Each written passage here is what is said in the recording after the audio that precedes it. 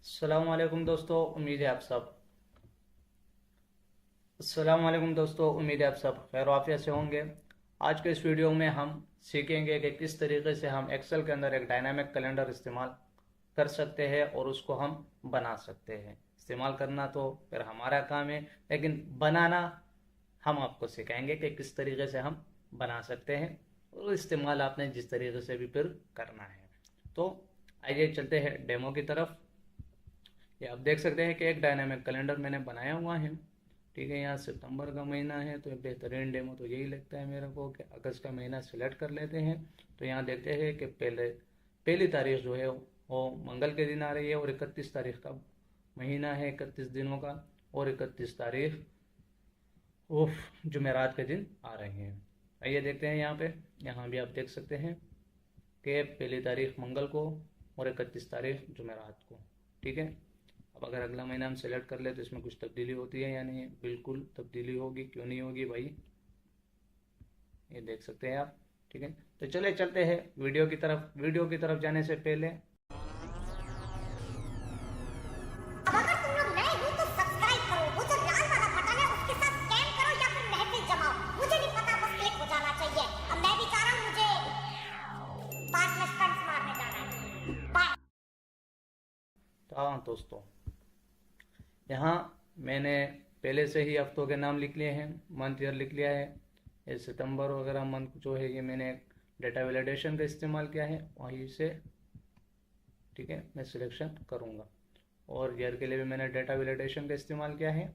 ठीक है, क्योंकि वीडियो ज़्यादा लंबी हो जाएगी अगर हम ये सब कुछ लिखने लग जाए और डेटा वैलिडेशन वगैरह, ये बहुत ज़्यादा लंबी हो जाएगी। और ये चलते हैं डायरेक्ट वीडियो के मेन चीज़ की तरफ। यहाँ पे हम डेट वैल्यू का फार्मूला इस्तेमाल करेंगे।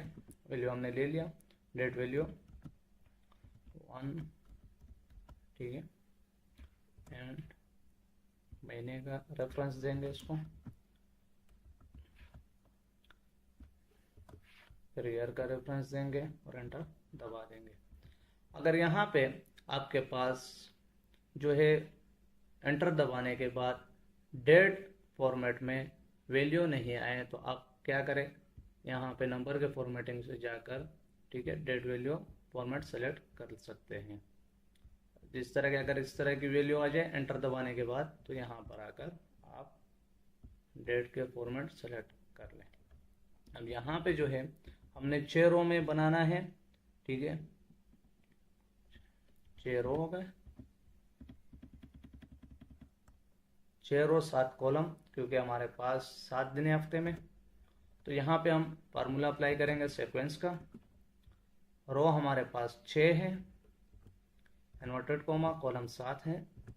ठीक है, अब इसको हम बताएंगे कि भाई स्टार्ट कहाँ से करना है। तो आपने भाई यहाँ से स्टार्ट करना है, माइनस का साइन दे देंगे और यहाँ पे एक वीक डे का फार्मूला ओपन करके डेट वैल्यू वाले सेल का रेफरेंस दे देंगे, ब्रैकेट ऑफ दबा के प्लस के निशान के साथ 1 ब्रैकेट ऑफ।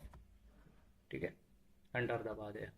अब यहाँ पे हमारे पास पूरा डेटा इस फॉर्मेट में आ गया है। तो हमने क्या करना है, यहाँ से इसकी फॉर्मेटिंग चेंज करनी है। यहाँ पर आकर कस्टम पे आ जाएंगे।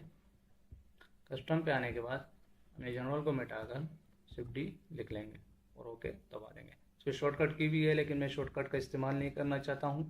ठीक है, अब हम यहाँ पे थोड़े एडिटिंग कर लेते हैं ताकि अच्छा भी लगे। हमने अगर संडे और सैटरडे को हाईलाइट करना है, जो भी दिन को हाईलाइट करना है, तो वो भी हम हाईलाइट कर सकते हैं। मैं कर लेता हूँ। ठीक है, सिर्फ संडे को। अभी ये हमारे पास कैलेंडर तो तैयार हो गया। क्या हो गया? कैलेंडर तैयार हो गया। देखिए आप, अगस्त का महीना सेलेक्ट करते हो, चेंज हो रहा है। बॉर्डर भी अप्लाई कर लेते हैं, क्या ख्याल है? अच्छा भी लगेगा। लेकिन यहाँ पे एक चीज़ और मसला कर रही है हमारे साथ, वो है कि पिछले महीने के ये 2 तारीखें भी इसमें शो हो रही है और अगले महीने की ये 9 तारीखें भी इसी के साथ शो हो रही है, जो हमें कंफ्यूज करेगी अगर हम कैलेंडर का इस्तेमाल जब करेंगे। ठीक है, तारीख देखने के लिए तो हमें थोड़ा कन्फ्यूज़न में डालेगी। तो इसके लिए हम क्या इस्तेमाल कर लेते हैं, कंडीशनल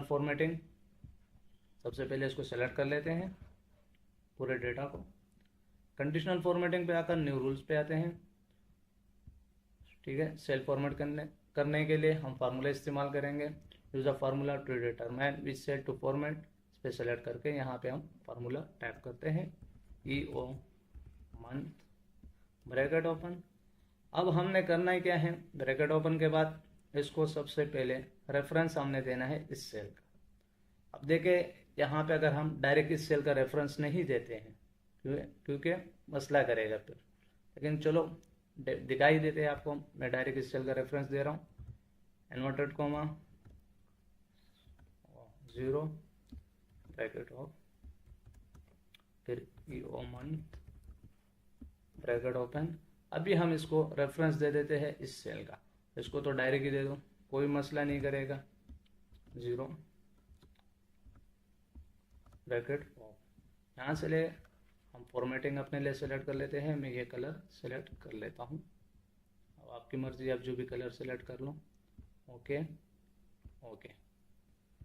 अब आप यहाँ पे देख सकते हैं कि फॉर्मेटिंग का जो कलर था वो पूरे के पूरे कैलेंडर में इस्तेमाल हो रहा है। ठीक है, इसीलिए मैं कह रहा था कि यहाँ पे हमने क्या करना है, डायरेक्ट सेल यहाँ से सेलेक्ट करके नहीं डालना है, बल्कि हमने करना है क्या है कि जो सेल रेफरेंस हमारा बनेगा, जो यहाँ पे आप देख सकते हैं कि सेल रेफरेंस किस तरीके से बनता है। जिस कॉलम में हम काम कर रहे हैं वो C है, जिस रो में हम काम कर रहे हैं वो 6 नंबर रो है। तो हमारा सेल रेफरेंस हो गया C6। ठीक है, हम वहाँ पे यही टाइप करेंगे। चलिए मैं टिक कर लेता हूँ। मैनेज रूल पे आना है, एडिट रूल। अब यहाँ देख सकते हैं मैं इसे सिर्फ ये F फंक्शन को ही हटा देता हूँ तो सेट हो जाएगा।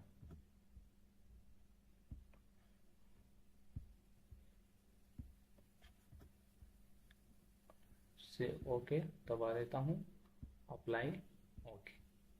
अब आप यहाँ देख सकते हैं फर्क बिल्कुल वाज़ेह हो गया। ठीक है, अच्छा अभी आपने चेक किया होगा कि डेमो के अंदर हमने जो यहाँ डेट वैल्यू का फार्मूला इस्तेमाल किया है ये वहाँ पे शो नहीं हो रहा था। तो ये किस तरीके से, हम इस सेल को सेलेक्ट कर लेंगे, यहाँ से इसको हम वाइट कलर पे ले जाएंगे। गायब, जादू है, गायब हो गया। जब तक ये सेल सेलेक्ट नहीं होगा यहाँ तो दिखाई नहीं देगा, बल्कि फार्मूला बार में ही सिर्फ दिखाई देगा कि भाई यहाँ पे आपने क्या किया है। ये लो भाई, डायनामिक कैलेंडर हो गया तैयार। मिलते हैं इंशाल्लाह अगले वीडियो में एक नई चीज़ के साथ।